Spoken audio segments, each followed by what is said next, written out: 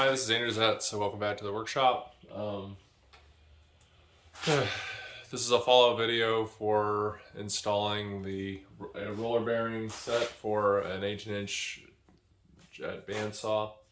I'm going to go ahead and I've already installed it, but I have a couple of modifications I want to do and a couple things I just want to install, and I figured I'd walk you guys through the process of just getting it all set up to make it really easy here on out.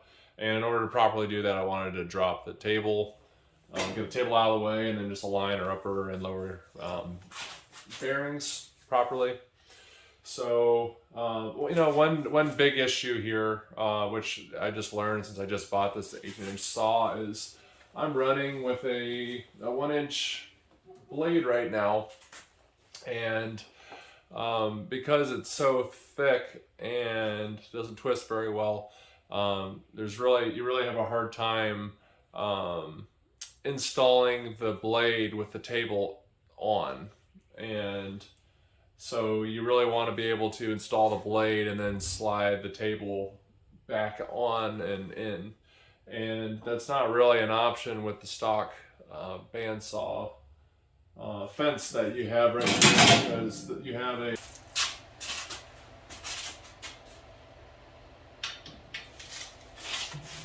don't send a standard to do a metric job. 13 inches.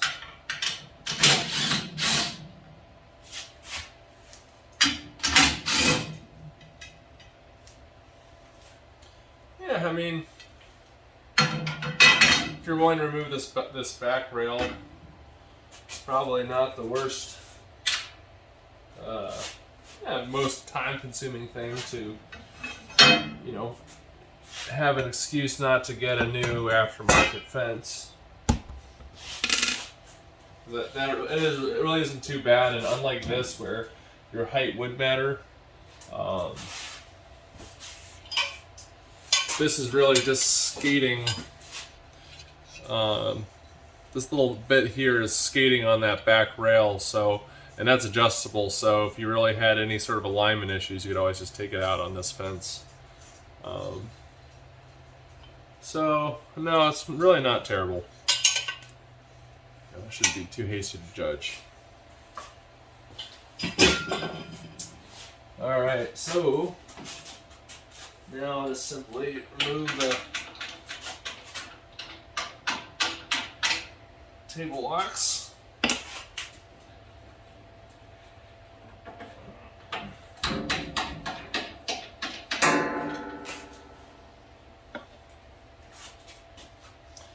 We should be able to just lift and rotate.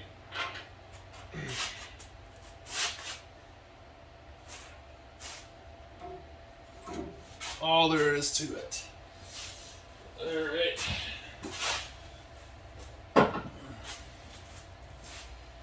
Okay.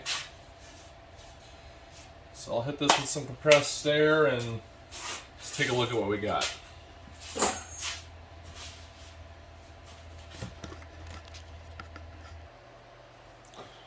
Alright, so let's get back to brass tacks.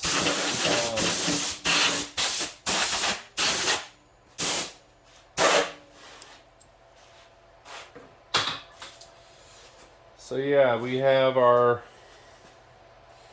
upper and lower guides. I think I had discussed before about some issues I had here. You know, why don't I collect my thoughts and I'll just hold the camera and just walk through how this actually looks. Okay, so with this guide bearing set, you're basically going to receive this upper assembly. This is stock. This here is stock. Everything else is going to be what you receive in your package, and then here, this whole lower assembly here is going to be what you receive, and then your bolts and your blade guard is going to be stock. And as I alluded to earlier, really how you install this is going to depend on how much you really want to eat away at your guides, because the European style guides actually had front adjustments. Let me run and grab those real quick.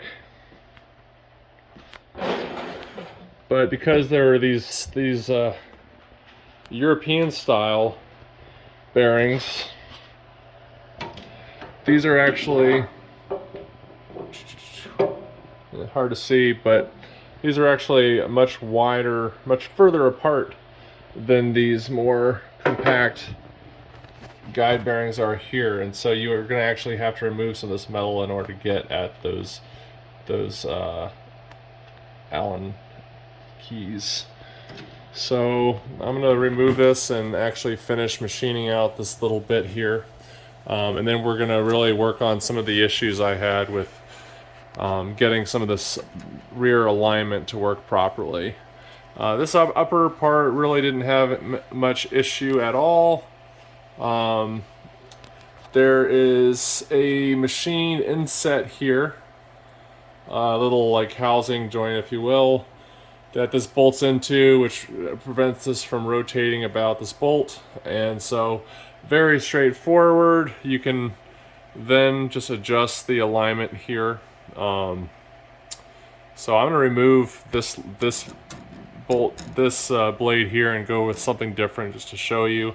Right now I have the blade detention, so right now it's riding too far back against the thrust bearing, but once it's properly tensioned, that's not an issue. But I'm going to basically install this bit to fit this blade properly, and then I'll install a much skinnier blade just to show you what you need to do when you're changing quickly between a fatter blade to a skinnier blade. We'll go from 1 inch to a 3/8 blade. How about? Let's see how that works. So let me go finish adjusting this guide and we'll be right back. Alrighty, yeah, so again, part of the reason why I'm doing all this with the blade still in is it's very important to have a fully tensioned blade aligned exactly where everything is supposed to go, and there's really no substitute to that, because as soon as you try to make any of these changes with the table on and then you put your blade on, you're really going to start struggling, and it makes things a lot more difficult for you. So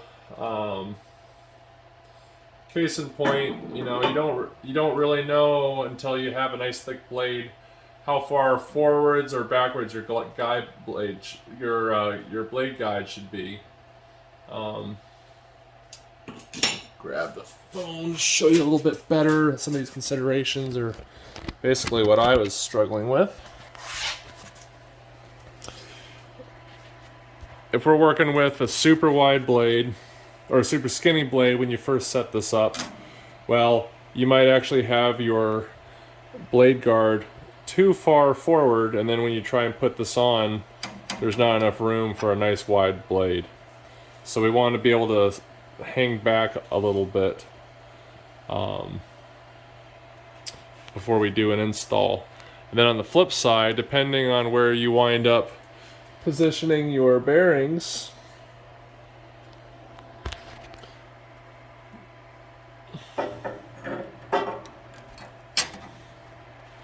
depending on where you wind up positioning your bearings, if your bearings, I really apologize for the camera angle.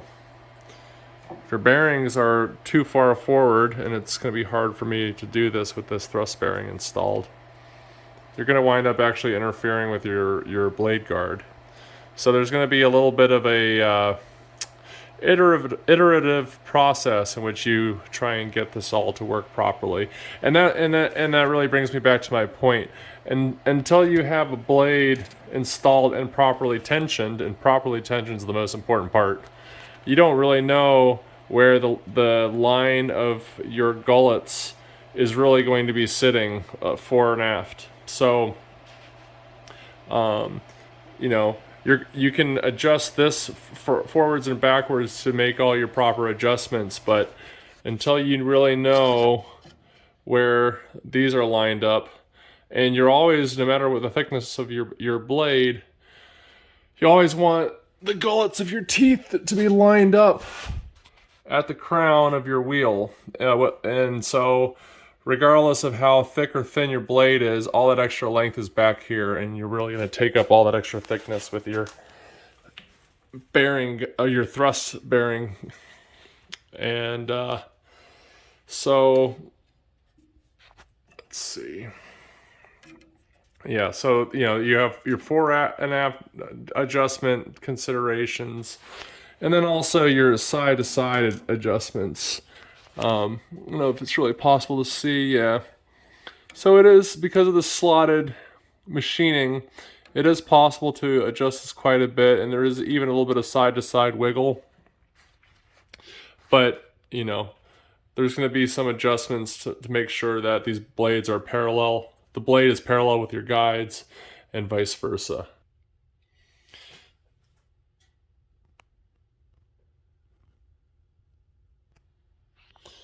Another issue I had with this system was with the alignment of this base to the this back here, which this arm will adjust forwards and backwards.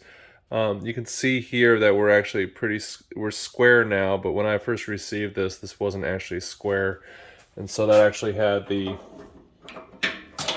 result of having this be slightly off kilter to the blade, and so I couldn't really get things installed properly.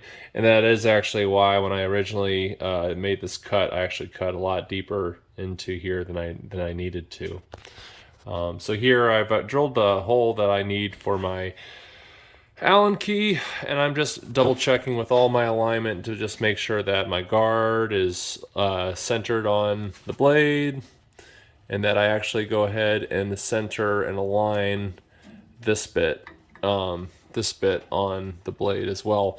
So it's really important when you're doing this to actually have your bearings all unscrewed so you can back them out and slide them fully into place, because you don't want to have this accidentally too far to one side and actually be bottoming out on the full throw of one of these bearings without actually being able to touch the blade. So this is where centering your guides and your guide assembly on a fully tensioned, properly installed blade is important.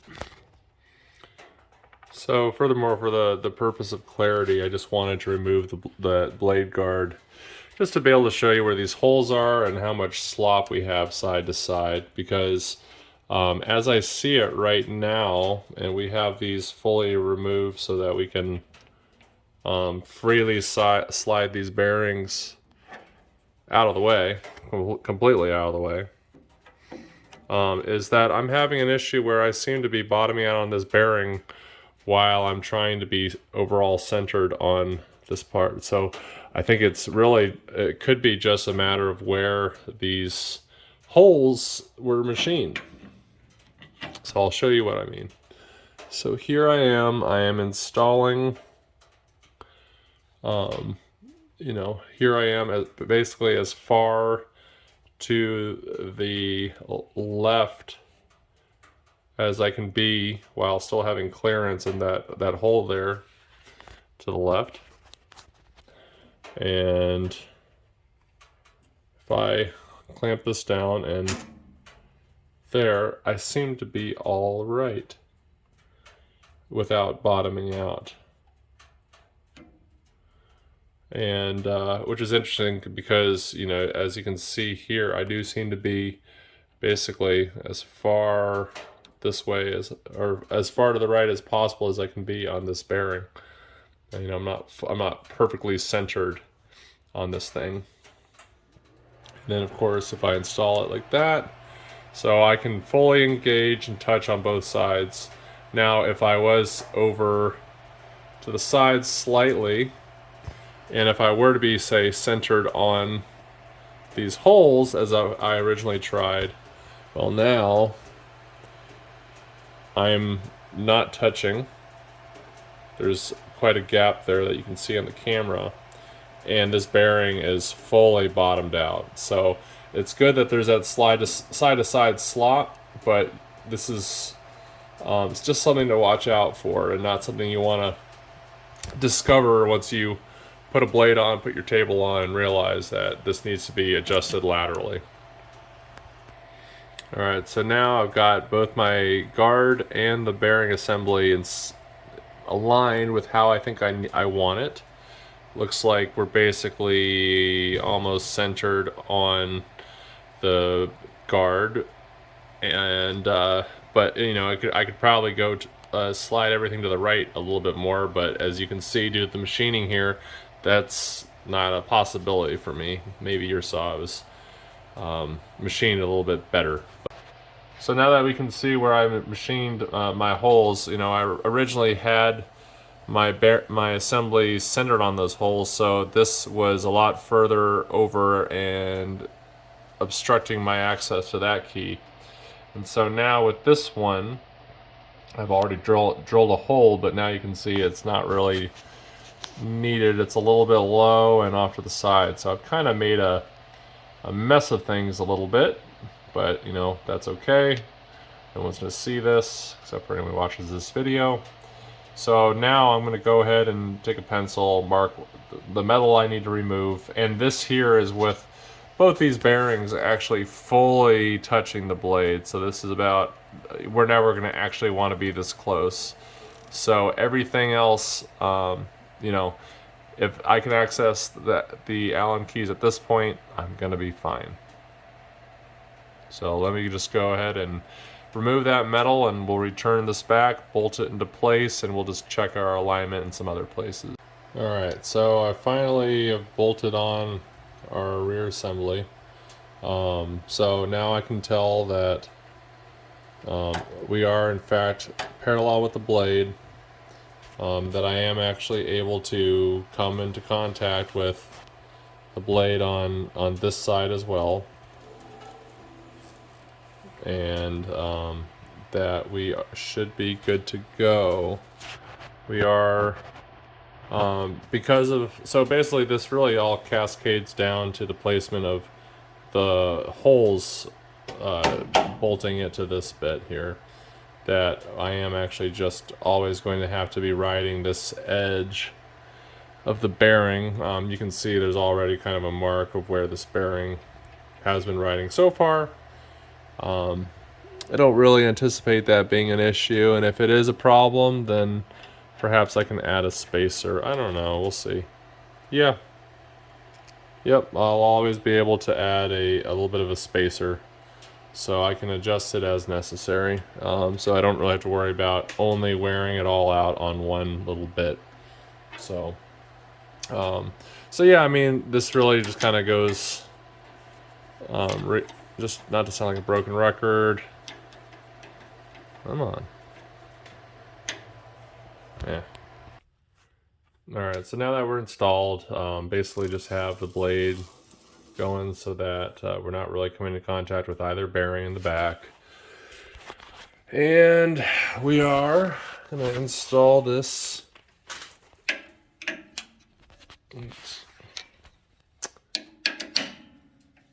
Install this bit so that we are making contact with the bearing when we're spinning, but when if I make any sort of pressure on the blade at all, it's going to make contact and be supported. That's basically how you want to do the lower. Upper, you know, I've been spending all this time on the lower assembly. There's really no fuss here. You know, it is just as easy to install.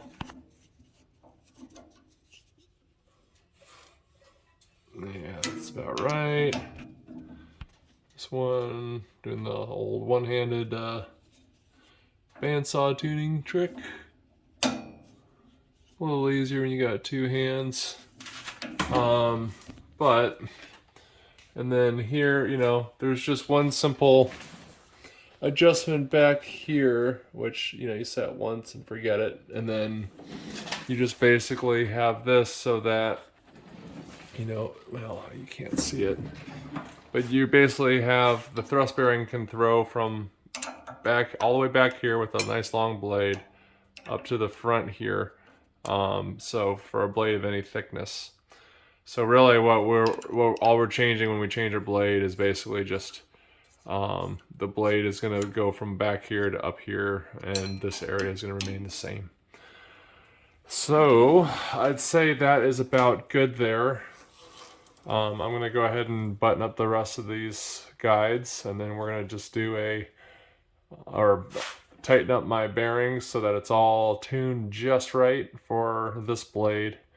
And then I'm going to go ahead and just get a skinnier blade on and just show you just how we're going to adjust that real quick.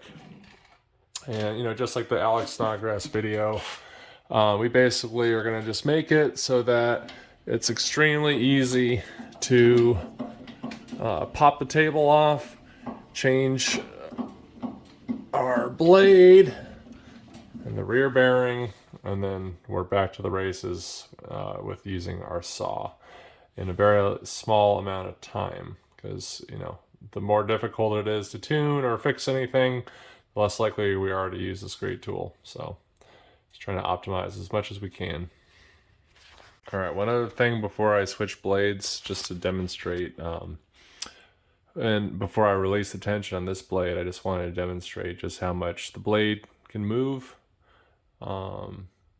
Depending on what the tension is, this is, definitely at the right tension for this blade. So you can see I'm moving, I'm not coming into contact with maybe a little bit with one lower bearing, but in the rear with the thrust bearings, I'm just fine.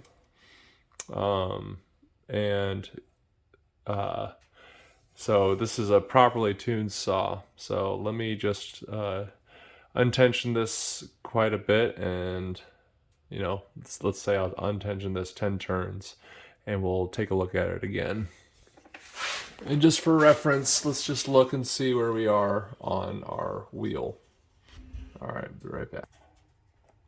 So now that I've loosened the tension and I've given it a couple spins, you can now see that we are riding the thrust bearings on both the upper and lower. That's just from not being tensioned properly. So you want to tune this to where the blade's going to want to be when it's tensioned properly. Okay, so we got a little derailed yesterday with our guide bearing installation. Just to recap for me, we had an issue where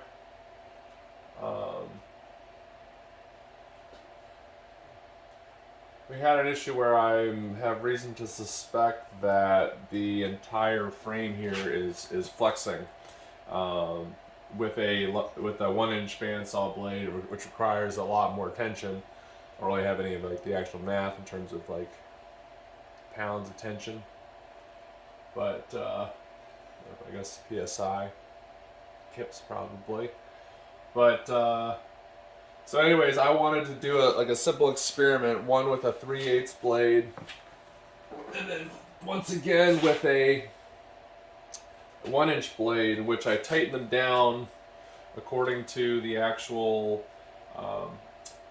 tension as required on the back of this blade. Now, you should probably take it with the greatest solace whether or not that is enough tension or even too much tension. That's absolutely a possibility as well.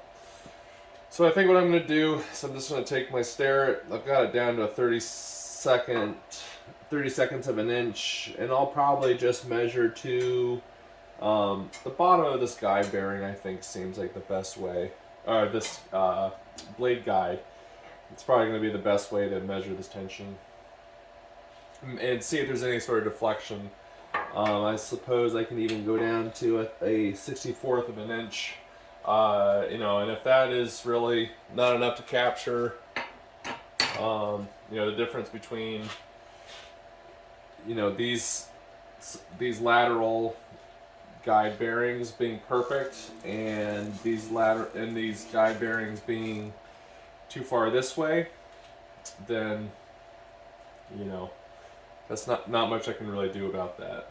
But yeah, again, just to reiterate, so if what I suspect is happening is true, we're getting additional flex on the column or frame deflection, and that's basically just moving our wheel this way because we're basically placing however many pounds of force here, and that's just causing the frame to deflect.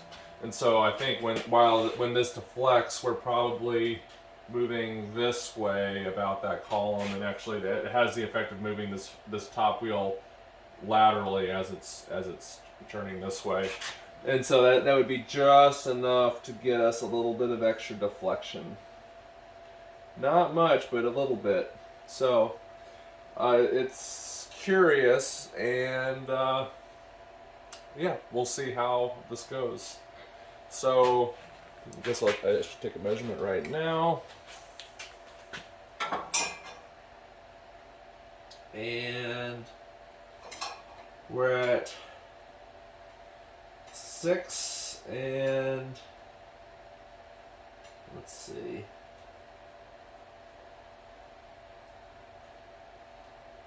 6.5 exactly. That's really easy to remember. So I'm not going to touch this at all. I'm going to release the tension on here.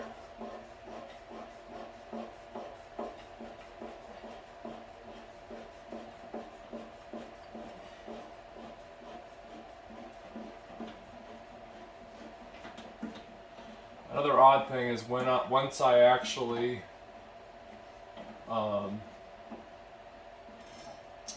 adjusted the tracking on this wheel, because I had to change it slightly. This wheel started actually rubbing on this back column quite a bit. So I'm wondering if it's not deflecting in more than one axis. And if so, that could be pretty problematic. So, this is a good exercise. Might actually learn something, which is, what we try to do every day.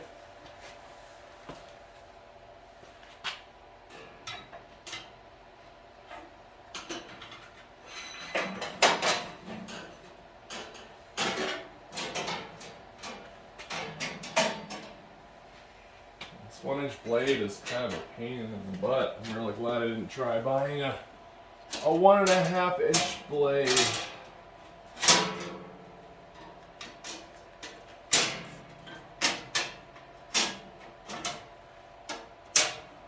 Alrighty.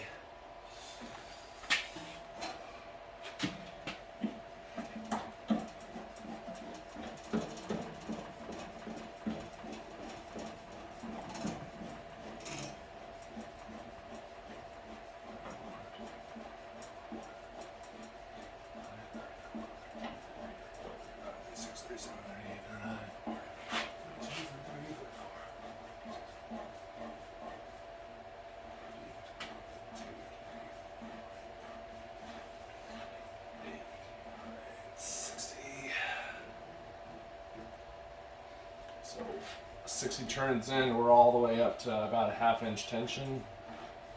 And I say turns, I mean more like probably a 1/4 turn.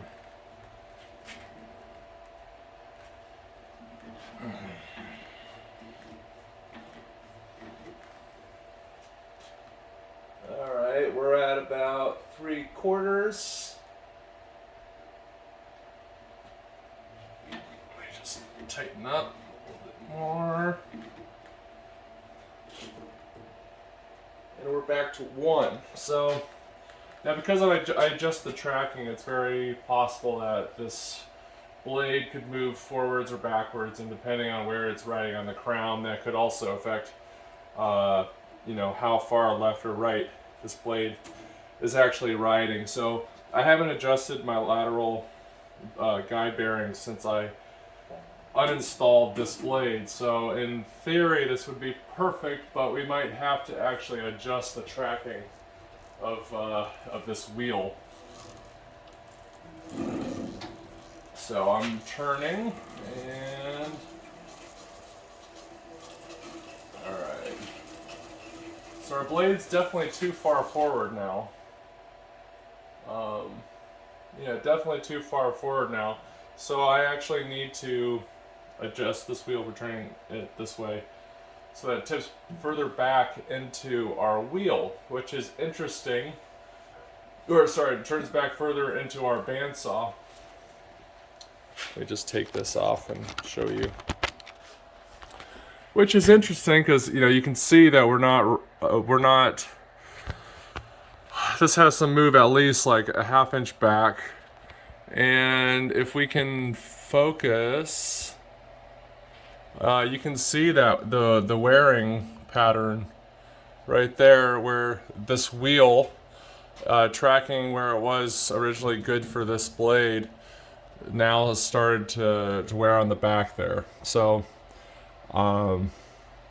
it's possible that there is a little bit of bending. Maybe this is, our wheel is actually in fact bending this way when we tighten to these higher tensions. So not only is the wheel turning about this axis, it could be, you know, let's just call this the x-axis.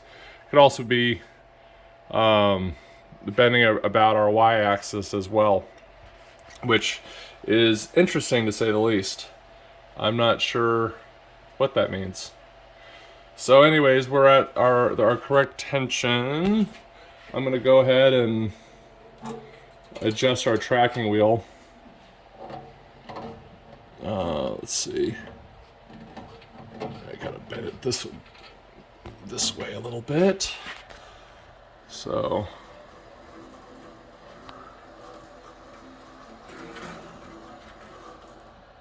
all right, just a little bit more.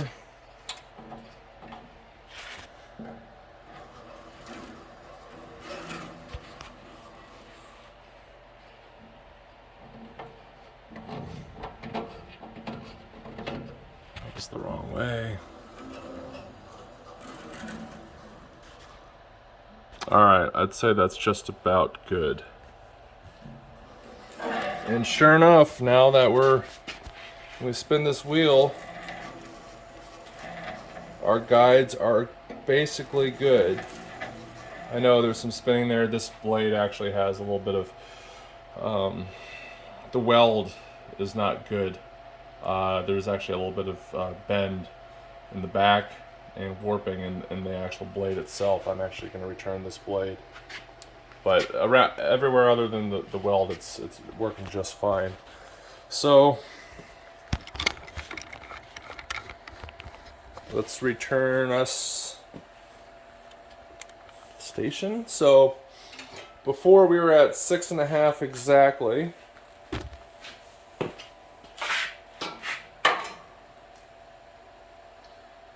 And now I'd say we're out at least a 32nd. So this has shifted at least a 32nd, which is interesting. So, you know, how bad is that? What does that actually mean? I'm not sure, but it definitely does show that this entire top wheel is actually moving down a little bit, deflecting under a much larger blade. Now, this is 3 teeth per inch. Got no problem using like a ½ inch blade, or maybe even a 3/4 inch blade, at 3 TPI. But you know, I kind of like the ability to have a nice wide blade for nice long resaws. It just helps keep the blade straight and everything. So you know, it might actually be worth doing a little bit of extra fiddling in order to make sure everything's working just right. I am a little bit more concerned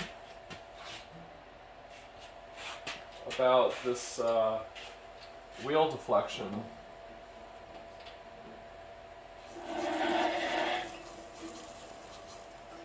And what that might actually mean. So, wheel deflection, you know, this way and that way, why I would need to pull it all the way back in order to track properly. But we'll see. Yeah, we'll see. I'm gonna just go ahead and, you know, call that an interesting diversion from what we're going for. But I'm gonna go ahead and install our 3/8 blade. I'll go ahead and readjust our wheel tracking to what we need it to be, and go from there.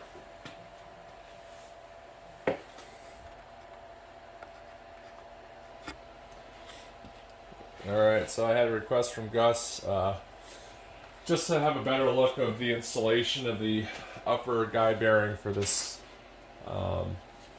set. So I just figured I'd go ahead and remove it and replace it real quick.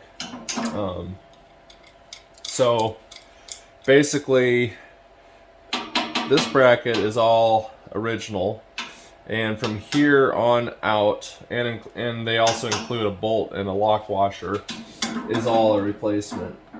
You know, a second off to grab a 3/4 inch wrench.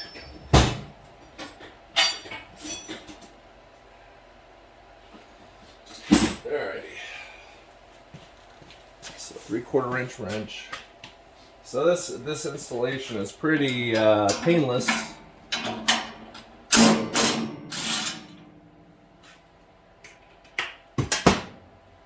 So just a simple bolt and nut.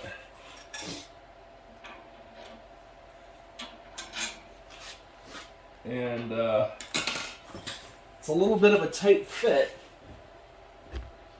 but there's actually a mechanical joint that actually keeps this in place. And it's kind of hard to get it to squeeze in, but once you crank down that nut, it's actually just fine. So you can kind of see this bit here, and it actually slides right into the existing, right into that existing piece there. And really all you got to do, where's that bolt?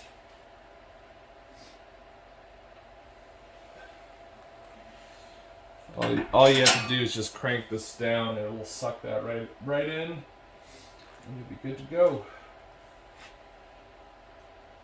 Where did I put that lock washer?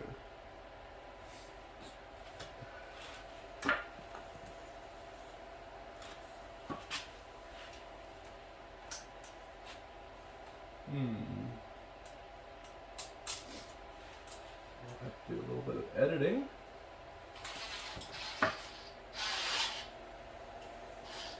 Which I'm no stranger of.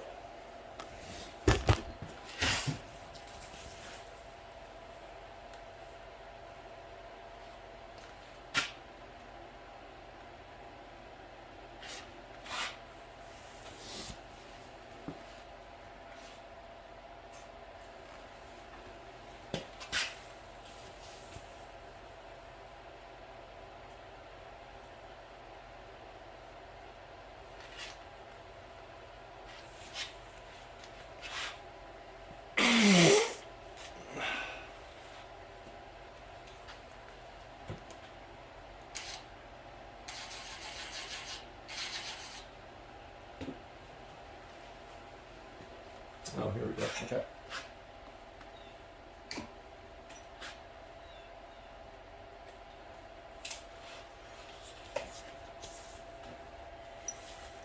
Okay, so got our lock washer. You can see this isn't really fully seated in that housing joint quite yet, but if it's a snug fit, it'll go right. It'll sink right in, and that will align you, from twisting. So everything will be aligned this way and also side to side as well. As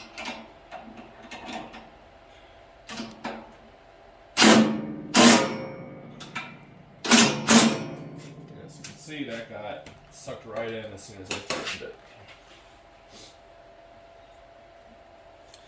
And we're good. And I had perfectly tuned these guides before. And as you can see, we're still okay. So if I put any sort of forward motion on here, we're rubbing.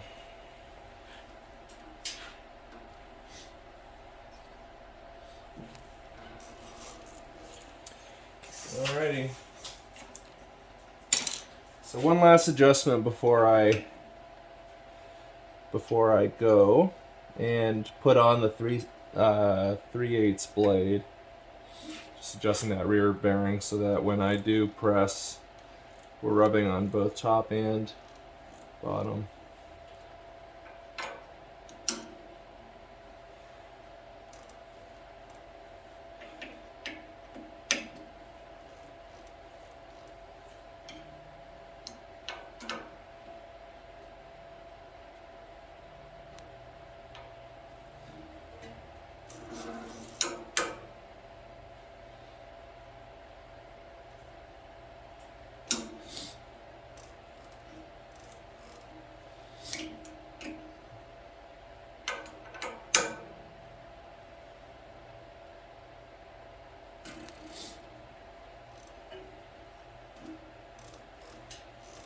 Okay, so we're all set. If everything's aligned properly, we should be able to install our 3/8 blade. Be just fine. So let me just go ahead and swap that out real quick. Okay, so now that I've installed the blade, and we're tracking right where we want to be on the wheel, we are actually, as you can see, riding quite a bit further back than I had thought we would. So we do in fact need to adjust these guide bearings backwards in order to align properly. And then also, as you can see, maybe you can't see, we're actually rubbing on the inside lateral adjustment. And it's probably due to blade flexing slightly. Actually, that also could be from like the curve from the teeth actually rubbing. So I'm not sure what it's set to, but a little bit of extra width would probably cause a little bit of rubbing. So front and back adjustment is pretty easy. Probably fairly simple even with the table actually in the way. But again, you know, we're also trying to make it so it's very simple to remove the table and get at whatever business we need to get to under the table. And so at this point, all we need to do is adjust our rear thrust bearings forward. A little bit of rubbing.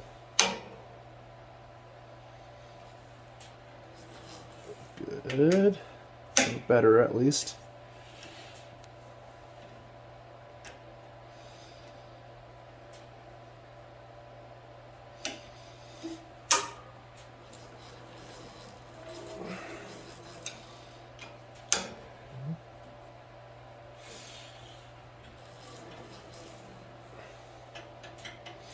All right.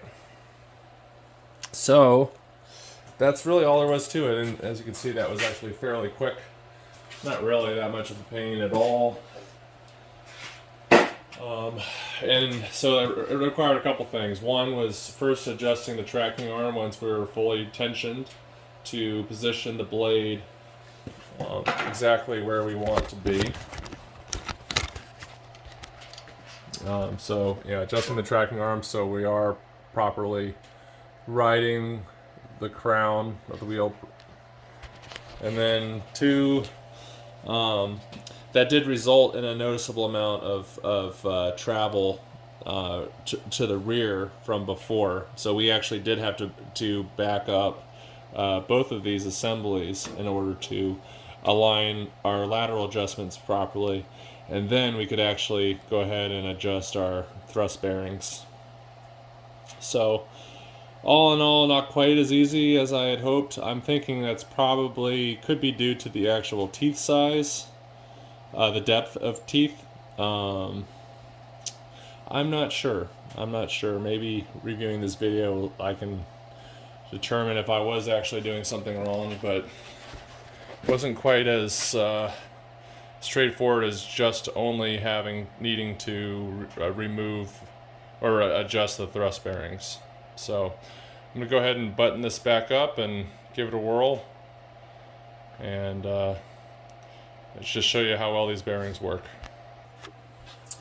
I did also neglect to adjust this rear bit, this lower left lateral adjustment. So there's going to be a lock nut right here, so keep that in mind. That might get in your way. I've got here a ball hex key. I think that will really help relieve your headaches if you do want to try and make some tweaks with the table still on. But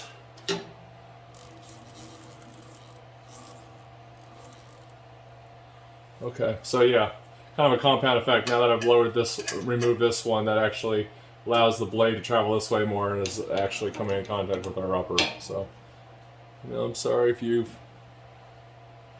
didn't sign up for a pedantic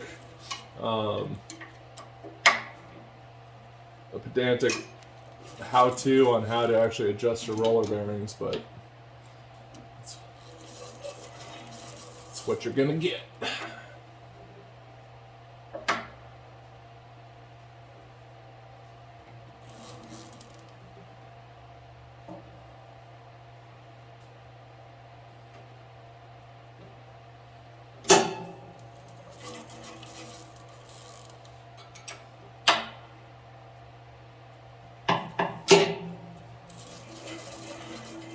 Okay.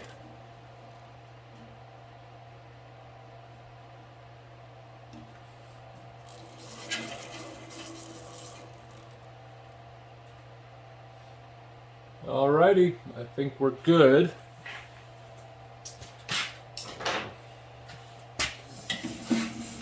Go ahead and bring this up.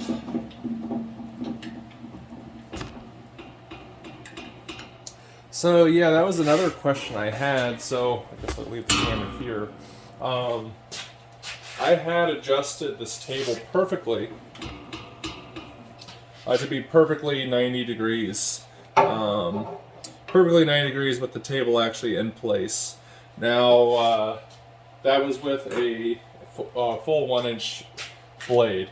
So now that I've got a lower tension blade and we aren't deflecting quite as much, it's going to be interesting to see if this blade is now going to be out of square if I return my table back to the exact same table stop at 90 degrees.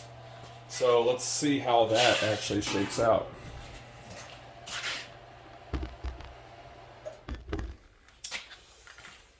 Okay.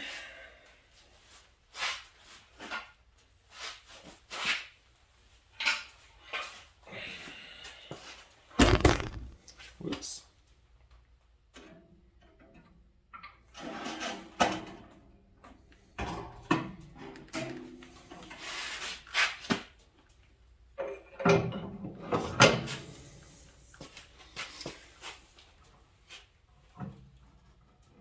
I found these bolts are kind of a little bit of a pain.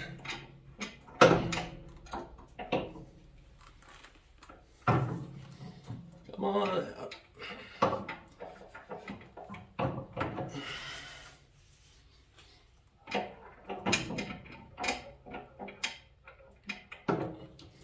And it doesn't help that table's so doggone heavy, but it's part of what you're paying for. You get a nice big tool like this.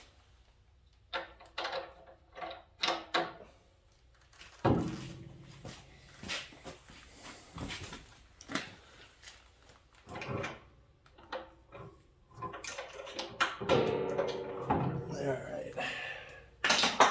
There's that, and there's that.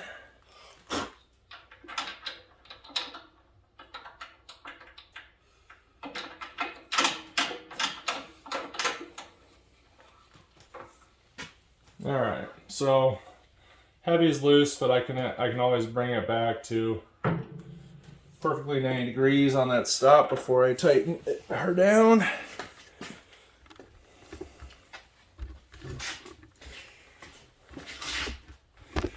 And so, zoom out slightly. We'll tighten our front down.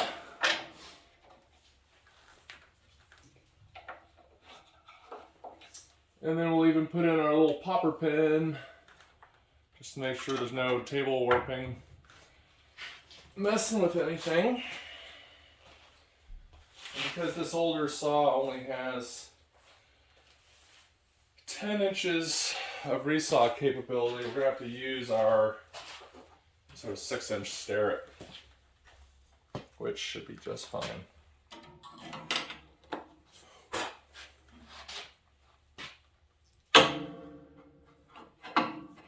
So across 6 inches, we are no longer fully 90 degrees.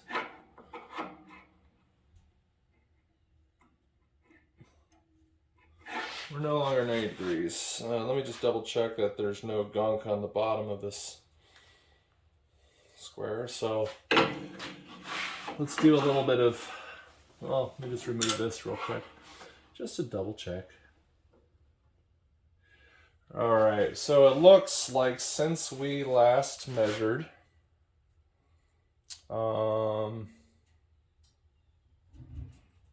let's see.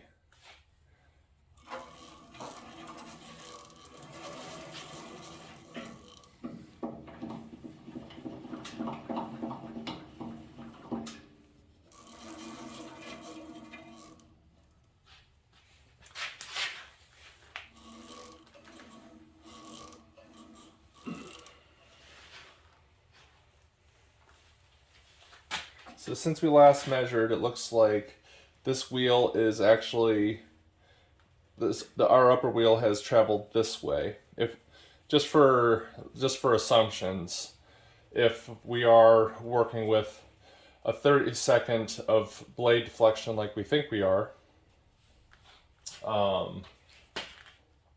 that would involve, let's just say our bottom wheel stays stationary. Let's just pretend this is all bolted to the concrete, and we're only going to work on, or we're only going to consider deflection on our post. Well, that would involve our upper wheel.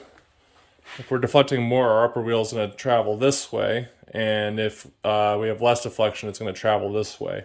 And so as we can see, we are out a little bit due to that change in deflection. And you might be thinking, well, how could just a 1/16 of deflection out here change that much? Or is it 30-second, I believe. Well, there is quite a bit of a distance between where our blade makes contact with our wheel. Almost, I'd say about a little over 3 feet. So I would believe that 30-second would actually be magnified a decent amount. I'd have to do the math on that. So that really is going to actually involve us having to bring our table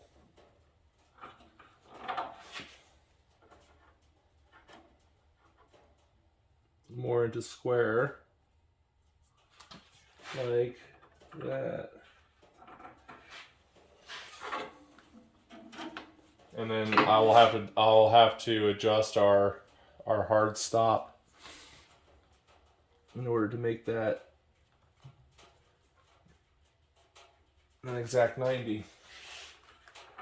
So just something to look out for, you know. That's kind of disappointing. Maybe this is a more common thing than we thought, or than most people would actually even notice. But you know, it's certainly something I noticed going from like a 1/2 inch to a full inch blade. So that's it for now. It looks like I might have to do a little bit of additional guide adjustment now. Not sure why that is, but then we'll go ahead and take this for a little bit of a test drive with our guides, and we'll see what you think. Another nice thing about these guides is the fact that this is like a double independent guide bearings. So really with these smaller blades, you're only really ever going to be exercising that front blade. But for a full inch guide or full inch blade, you really are going to be having full support for the front and the back of your saw, which I think is fairly important to prevent any sort of fishtailing or wandering of your blade. All right, let's just take a little bit of some white oak scrap and do a little bit of cutting, see how it goes.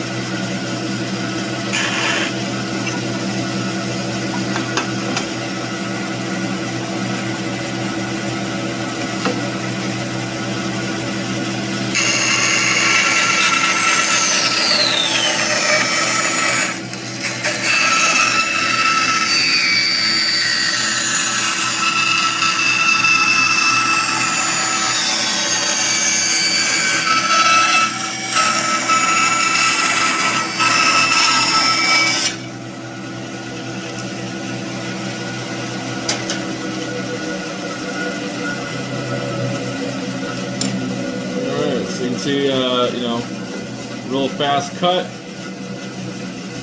a nice little resaw. Probably could have had a little bit of a smoother cut if I had gone a little slower, but you know, that's okay. So now I'll go ahead, it's just a nice little easy run through some white oak, and then now I'll just try to do some a few curves and just show you how stiff the guide keeps everything.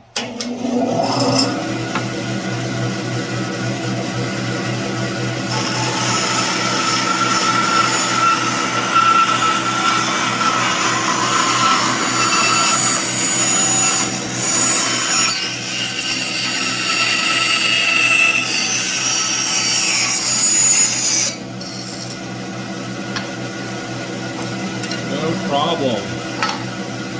And you know, the newer ones come out with like a 3 horsepower engine motor, you know, and that's nice. I don't really know that unless you're doing some serious resawing.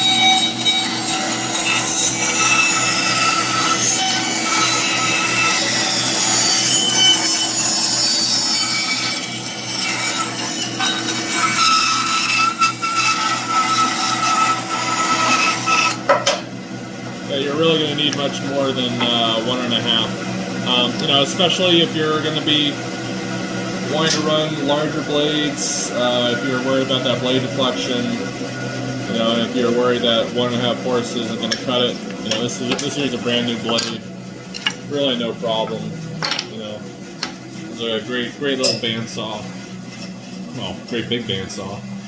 And you know, I really intend on having some fun with it for a long time to come. So, thanks for watching. Cheers.